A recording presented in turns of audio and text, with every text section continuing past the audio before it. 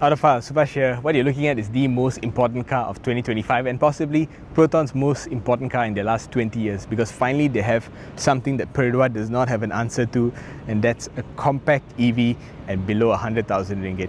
Yes, Perodua's developing one, but this one is already here, open for booking at just 99 ringgit. If you pre-register your interest at the website and then go to an Emas dealership, you get this car booked at 99 ringgit. Not only that, you also get a touch and go card, special one, limited edition NFC touch and go card with 100 ringgit preloaded. It's not just a cut down Emas 7. This is an entirely different product, co-developed with Geely. They have a Geely variant.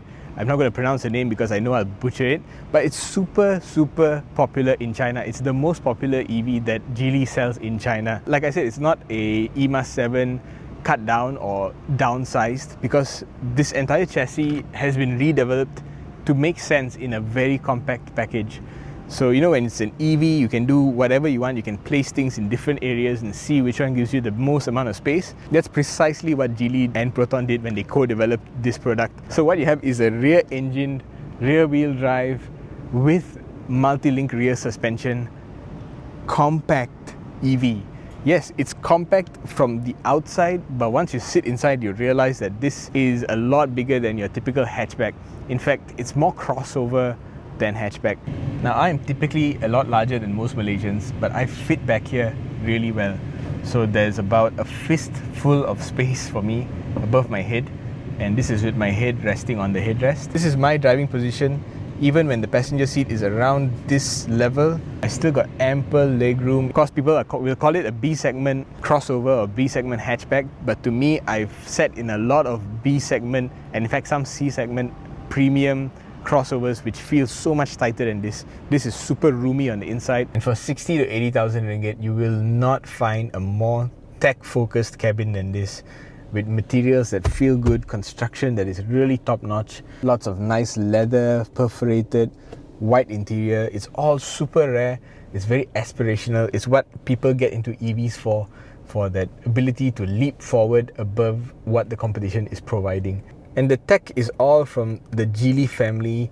It's super clean, large display, nearly 15 inches this display. You control everything from here. So if you don't want to go through the menus, you can actually use the voice command to find certain functions. So, hi Emas, fan speed to 3. Okay, I've changed all the seats fan speed to 3. And you've got so many storage areas. Under the rear seat, there's one where you can put like shoes or maybe, I don't know, cat litter if you're moving your cats around in your car. In the middle there, between the front passenger and the driver, there's a massive space. You can put maybe a handbag, some camera bag, whatever you want. There's so much space. You got USB-C, you got USB-A charging. At the back, there's another charging port. And yes, whether you're sitting in the front or back, if you're my height, 6 foot tall, if you're my weight, I'm not going to say how heavy I am, but you will not have trouble sitting and commuting in this vehicle.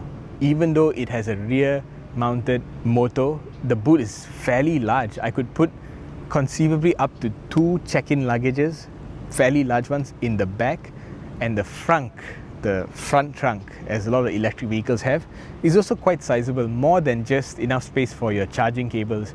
You could put another backpack or 2 in there. It's really quite practical for this size. Now the range is where most people will worry, but Proton and Pronet are very straightforward. They give you the WLTP quoted range. WLTP is not as generous as NEDC, it's not as generous as CLTC. WLTP is as close to real life as you can get. I think 300 plus kilometers on the higher spec variant is easily achievable.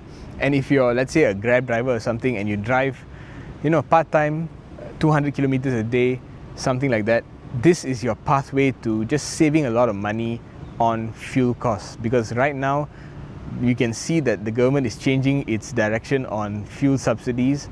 For now, it's fine. I think you're still protected if you're fueling up with RON 95 as a Grab driver.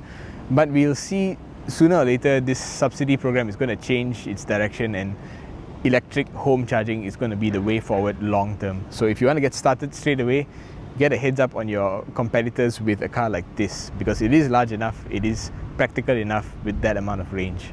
So remember to head to the website below to register your interest, and then head to an Emas showroom to place your booking of just 99 ringgit, and then you'll get your Touch and Go card. It's NFC, it's exclusive with 100 ringgit preloaded, and you'll get a 500 ringgit discount on the car itself. I think that's superb value. You get to drive away a rear wheel drive, rear engined, multi-link rear suspension electric vehicle for 80,000 ringgit. It's insane. So go check it out. Proton e.MAS 5, insane value.